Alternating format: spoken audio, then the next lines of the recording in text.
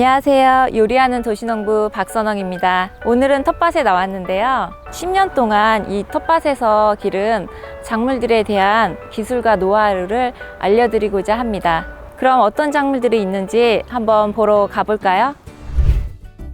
여기가 제가 사용하고 있는 ҭ밭인데요.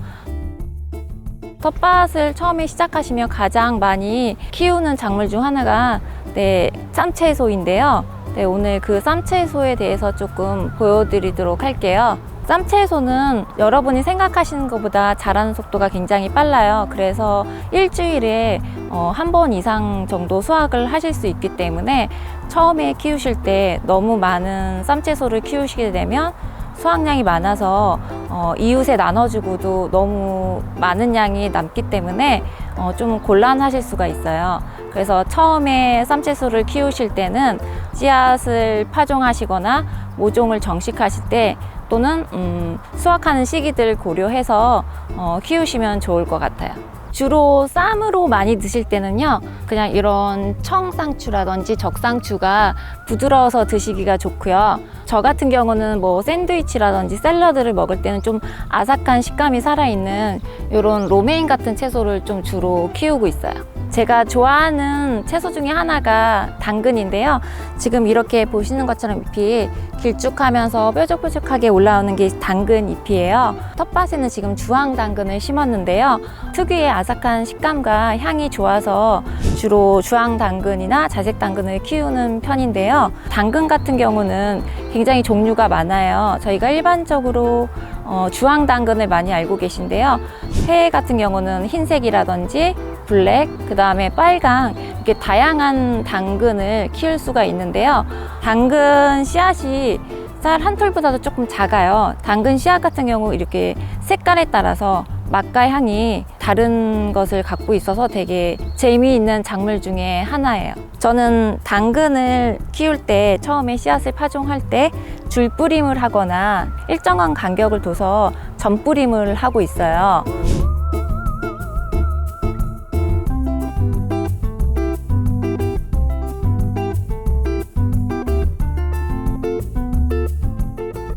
근데 이제 줄뿌림을 하게 되면 너무 밀집되어 있기 때문에 나중에 열매를 수확할 때 열매가 크기가 너무 작게 나올 수가 있어요. 그래서 중간중간에 솎아주기를 하거든요. 그래서 그렇게 솎아주기 해서 나온 잎들을, 여린 잎들을 가지고 샐러드나 비빔밥 같이 그런 데 사용해서 먹고 있어요.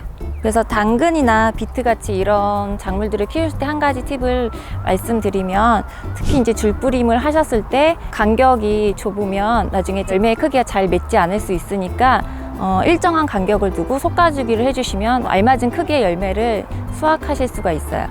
텃밭을 가꾸다 보면 이렇게 좀 작은 공간이지만 일반적이지 않은 특별한 채소를 키우고 싶을 때가 있어요. 그렇게 해서 저도 키우기 시작한 게 아스파라거스인데요. 아스파라거스는 뭐 그렇게 비싸진 않은데 씨앗으로 파종했을 때 잘 안 올라올 수도 있고, 그래도 괜찮다 그러면 씨앗부터 파종을 하셔도 괜찮고, 온라인이나 오프라인에서 모종이 또 따로 판매를 해요. 모종을 구입하셔서 키우실 수도 있어요. 그런데 모종이 훨씬 비싸요. 그리고 그 모종은 약간 이렇게 뿌리채 묶음으로 되어 있어서 그걸 이렇게 나중에 떼어서 하나하나씩 심게 되는 거고, 씨앗은 그냥 이렇게 한 7, 8천 원에 100립 정도 돼 있는 것 같아요.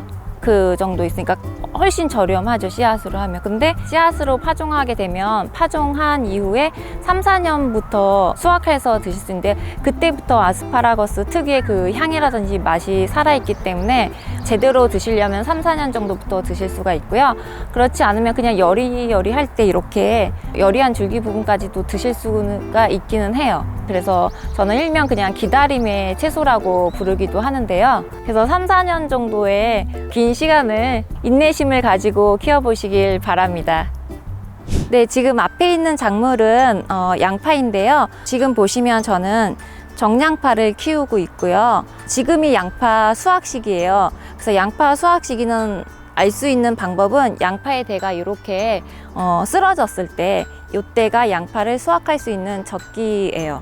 정량파는 저희가 주로 요리에서 샐러드라든지 드레싱 만들 때 이럴 때 사용하면 조금 일반적인 양파보다 단맛이 돌기 때문에 그렇게 사용을 하고요. 그래서 지금 보시면 저는 지푸라기로 흙이 덮어져 있는데요. 이 이유가 양파는 대표적인 월동 채소예요. 그래서 꼭 겨울을 나야지만 나중에 수확할 때 단맛이라든지 또는 튼실한 양파를 수확할 수가 있거든요. 그래서 겨울을 나기 위해서 보통은 할줄을 세워서 비닐을 덮고 그렇게 해서 겨울을 나게 하는데요. 저도 초보일 때는 그렇게 할줄을 세워서 비닐을 씌운 다음에 양파를 키웠는데 지금은 그냥 쌀겨라든지 지금처럼 지푸라기를 덮어서도 충분히 겨울을 날 수 있기 때문에 이렇게 해서 수확할 때까지 덮어주고 있어요.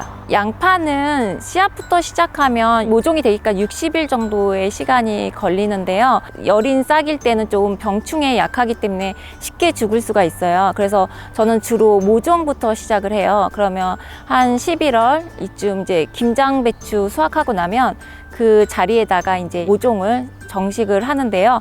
그렇게 하면 다음 해 겨울 나고 한 6월쯤부터 6월 내에 이제 수확을 하실 수가 있어요. 네, 그래서 양파는 재배 기간이 좀 긴 편에 속해서 그렇게 어려운 편은 또 아니지만 또 자라는 기간이 좀 있기 때문에 중간 정도의 난이도의 작물이라고 말씀드리고 싶어요. 네, 그럼 양파를 한번 뽑아서 보여드릴게요. 그래서 뽑으실 때는 흙을 좀 주변에 흙을 이렇게 살살살 치워주시고 이렇게 뿌리채로 뽑아주시면 돼요. 지금 텃밭에는 제가 몇 가지 허브를 키우고 있는데요.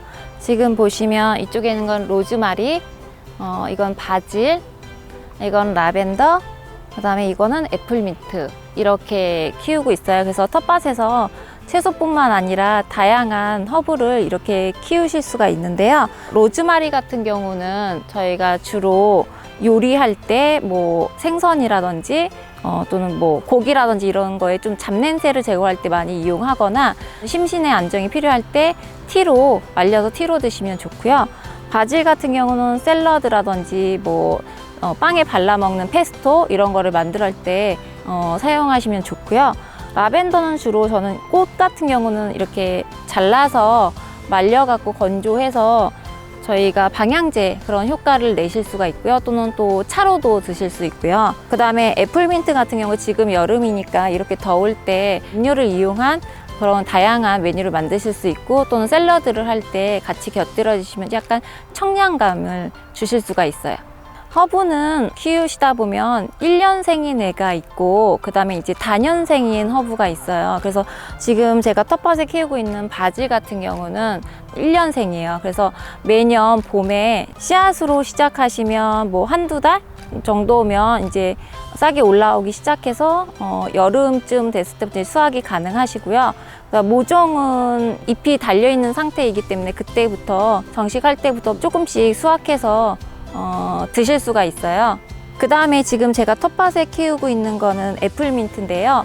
민트 종류는 다년생이라서 텃밭에 뿌리만 조금 남아 있어도 자연스럽게 다음에 알아서 올라오는 경우가 있거든요. 그래서 어떻게 보면 키우기 쉬운 허브 중에 하나이고요.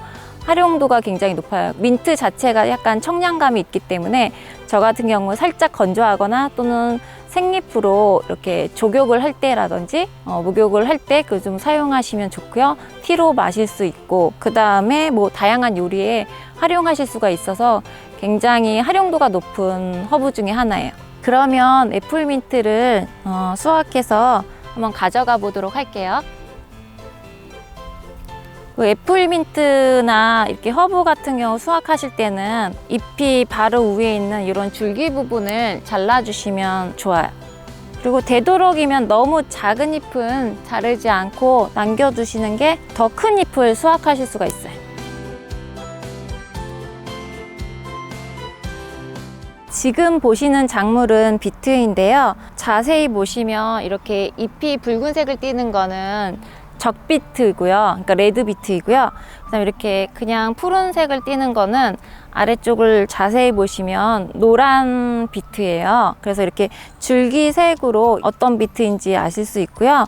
주로 비트를 드실 때 시중에서 파는 것들은 열매만 팔기 때문에 그냥 열매만 이용해서 요리를 해서 먹는데, 저 같은 경우는 직접 키우기 때문에 줄기까지도 먹을 수가 있어요. 그래서 이런 줄기 같은 경우는 저는 주로 물김치를 담거나 아니면 피클을 담글 때 그렇게 같이 요리에 활용하고 있어요. 비트는 원래 약간 비린 맛을 약간 갖고 있거든요. 그래서 나는 그런 비린 맛이 괜찮으신 분들은 저희가 보통 이제 영양을 생각하면 갈아서 주스라든지 즙을 내서 드시면 좋고요.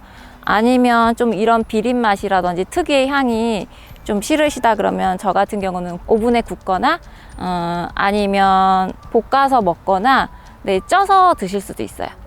네, 지금까지 제가 텃밭에 키우고 있는 작물들에 대해서 소개해 드렸는데요. 뭐 아직 부족한 부분이 많지만 그래도 이 정도까지 키울 수 있게 되기까지 여러 번의 실패담이 있었는데요. 그중 하나 가장 대표적인 실패담이 고추를 키울 때 처음에 키웠을 때 고랑과 이랑 이렇게 높낮이를 좀 잘 주어야 되는데 첫 해에는 그걸 모르고 그냥 평평한 땅에다 고추를 심어서 모종을 많이 심었음에도 불구하고 고추를 몇 개 수확하지 못했던 그런 실패담이 있는데요. 그 다음 해부터는 높낮이를 잘 조절해서 고추 한 모종에서도 굉장히 많은 고추를 수확할 수 있게 되었어요. 텃밭을 하시다 보면 잡초가 빠르게 자라는 거를 느끼실 수가 있는데요. 지금 이렇게 저처럼 비닐 멀칭을 하지 않고 키우실 수도 있고 비닐 멀칭을 해서 키우실 수도 있는데요. 두 개의 장단점이 있어요. 저 같은 경우는 초보 농부일 때는 멀칭을 했었는데요. 멀칭을 하게 되면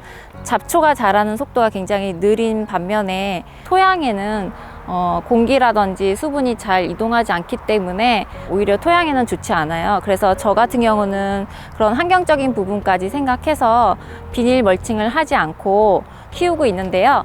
그래서 대신에 잡초가 자라는 속도는 비닐 멀칭보다는 훨씬 빠르기 때문에 그 올라오는 잡초를 뿌리채에 완전히 뽑지는 않고요. 그 위에 올라오는 생장점 아래쪽으로 잘라서 속도를 느리게 만들어 주거나 아니면 그 자른 잡초나 채소들에서 나온 먹지 못하는 그런 줄기나 잎들을 덮어줘서 잡초가 자라는 속도가 느리게 될 수 있도록 해주고 있어요. 제가 완전히 뽑아내지 않고 뿌리를 남겨두는 이유는 그 잡초가 뿌리를 내리면서 토양 속에 공기 순환이 잘 되도록 해주고 물의 순환이라든지 영양분의 순환이 잘 되도록 해서 자라는 채소에는 도움이 되기 때문에 잡초를 관리하고 있어요. 제가 직접 키우는 거기 때문에 완전히 친환경적인 채소를 키우고 싶어서 비료라든지 퇴비를 이용한다거나 농약을 준다거나 이런 거를 사용하지 않고 벌레가 좀 먹더라도 그냥 자연스럽게 약간 방지해주는 효과를 주기 위해서 그래서 EM 발효액비를 사용하고 있는데요. 여러분도 이렇게 친환경적인 좀 재배를 원하시면 EM 발효액비를 사용해 보시면 좋을 것 같아요. 저는 처음에 텃밭을 시작할 때 주변 분들의 도움을 많이 받았는데요. 이렇게 같이 나란히 붙어 있는 텃밭을 가꾸면서 서로 작물을 나누기도 하고 정보를 나누면서 이웃 간의 정도 느낄 수가 있고요. 그 다음에 자연 속에서 이렇게 텃밭을 가꾸다 보면 좋은 건강한 채소를 수확한다는 장점도 있지만 도시에서 지친 그런 마음과 몸을 조금 힐링할 수 있는 시간이 되기 때문에 저는 도시에서 이렇게 작은 소박한 텃밭 가꾸는 거를 권해드리고 싶어요.